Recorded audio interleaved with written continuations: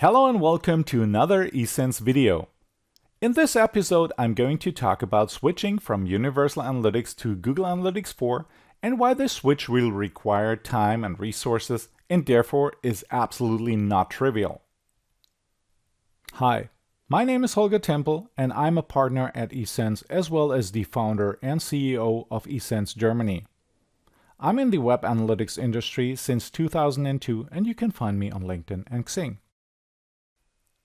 You might have already read the announcement by Russell Ketchum, who is the Director of Product Management for Google Analytics on the Google blog, or you've noticed the info above your existing Google Analytics view, which both states more or less the same. The first and most important statement is that Google Analytics Universal Analytics will stop processing incoming data hits from 1st of July 2023. This means that from this date on, your existing properties under Universal Analytics are useless since your existing reports in GA or any connected reporting apps such as Google Data Studio will not be populated anymore with data. And the second most extremely underestimated key takeaway is that you have to have successfully accomplished the switch to GA4 to make sure that the data you are collecting is valid, accurate, reliable, and actionable. Otherwise, the same would apply here. The reports would simply be useless. You might now think, hey, so what? Google Analytics offers some kind of assistant to migrate my Universal Analytics to GA4. If you go for this approach, you will most likely end up in a mess. This is because the vast majority of Universal Analytics implementations are tailored to the customer's needs and therefore need to be adjusted for GA4 as well. And this is something the assistant will not be able to take care of. So the key takeaway for you is don't go for the assistant. You will most likely need to set up and follow a migration plan, but more on that in another video. So let's have a quick overview on both versions. Universal Analytics is currently the best known, most powerful, most mature, and most widely used web analytics solution on the market with an exclusive focus on web analytics. GA4, on the other hand, is an analytics solution for websites and apps, which is also very powerful. GA4 is also able to unify the data collections of websites and apps. GA4 is officially available since 2019 and is set to become the successor of Universal Analytics. And believe me, it is not that easy to follow in Universal Analytics' footsteps. But of course, Google Analytics wants as many website owners as possible to switch from Universal Analytics to GA4. And since Google has been very promotional about GA4, many customers have turned to us and asked if they should switch from Universal Analytics to GA4. Even though the answer to this question was not so simple in the past, now it is mandatory to plan the switch accordingly. So what I'll try to accomplish in my videos is to give you little hints by revealing some of the key differences between Universal Analytics and GA4. Then these insights should help you make the right decision for your business, and in addition, I will try not to be too technical and instead keep the explanations on a level which will be easy to understand. In order to understand what the differences between Universal Analytics and GA4 are and why they were necessary at all, we need to take a closer look at the evolution of Google Analytics. So let's take a trip down memory lane and start where it all began.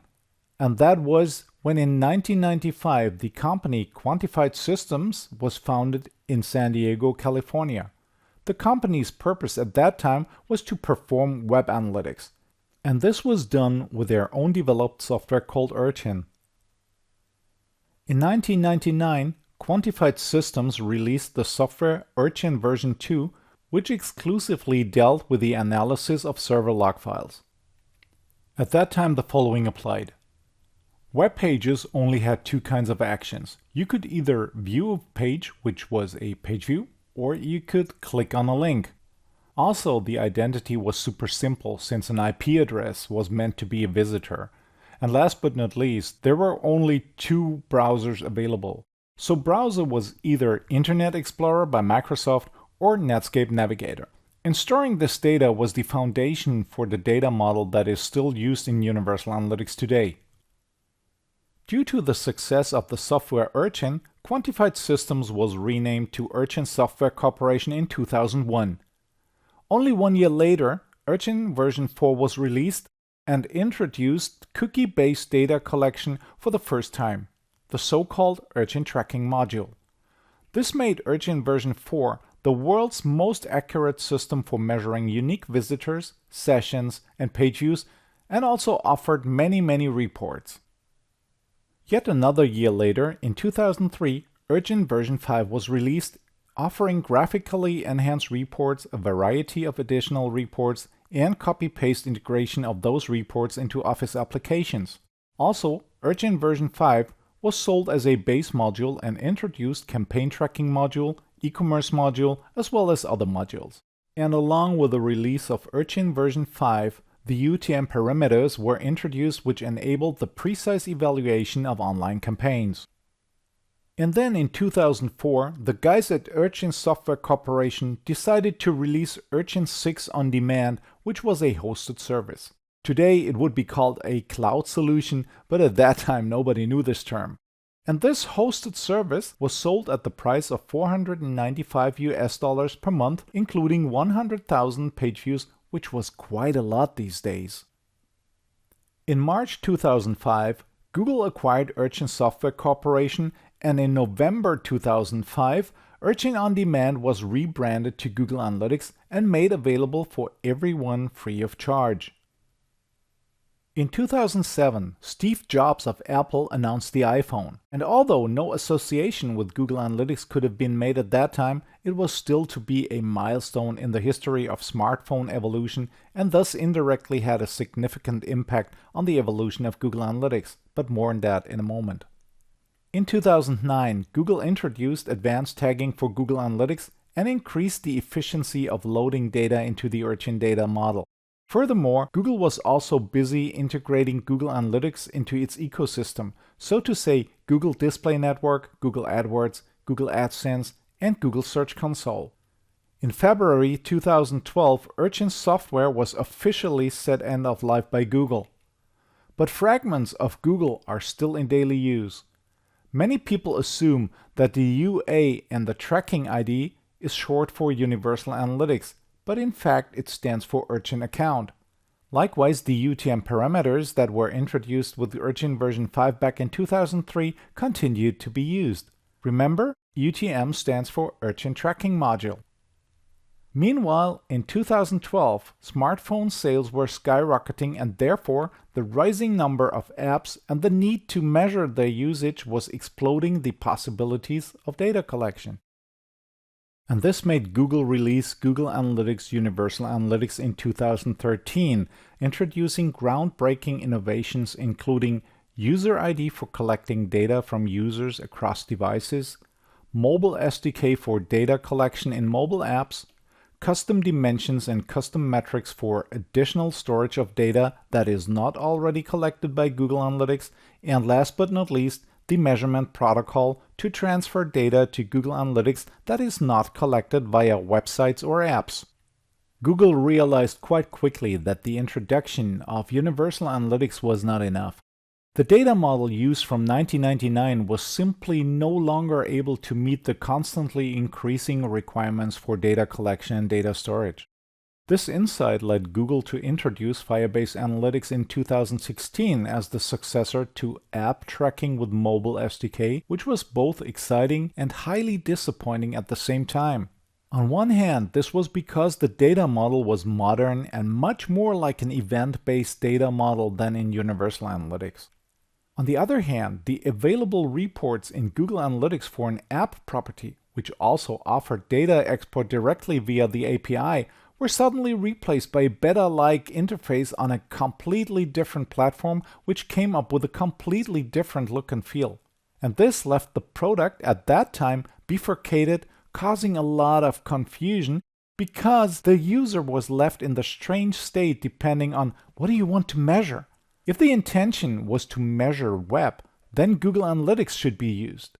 But when it came to measuring apps, there was another decision to be made depending on what's your role? Because this could be accomplished either by using Firebase Analytics, which was really a developer-centric product, or it could have been done by using Google Analytics through the Universal Analytics product in conjunction with a mobile SDK, which was built for marketers. This created a lot of unhealthy confusion in the market in terms of which product was meant for which user. And then by 2018, things had developed to the point where Google really couldn't support the mobile devices anymore with the 1999 data model. Therefore, Google started to wind down the mobile SDK part of Universal Analytics and announced that this was no longer going to be a supported feature. However, the biggest problem at that time was that Google completely disabled the possibility of collecting usage data in apps using the mobile SDK in October 2019. And they also permanently deleted the corresponding properties, including the data from February 2020. From this moment on, it was very clear. If the intention was to measure apps, Firebase Analytics should be used, and if web was to be measured, Google Analytics was the product of choice. But unfortunately, there were basically two different product footprints that the user had to interact with, depending on what the measuring goals were. That was why Google set out to create a unified look and feel for apps and web by merging Firebase Analytics and Google Analytics. At the end of July 2019, Google started the journey of creating a unified experience for both apps and webs by merging Firebase Analytics and Google Analytics. And the outcome was the introduction of app and web properties in Google Analytics. If there was a need to measure both, now there was a native Google Analytics product which brought Firebase Analytics back under the Google Analytics hood and, as a native GA product, was capable of measuring across both using the modern data model. And Google's goal was trying to create parity between the app and web-only parts of Google Analytics. Web-only was the product that most of the users were familiar with. It is based on an essentially 21-year-old data model about page views. App and web was based on a modern data model, which in turn is based on events.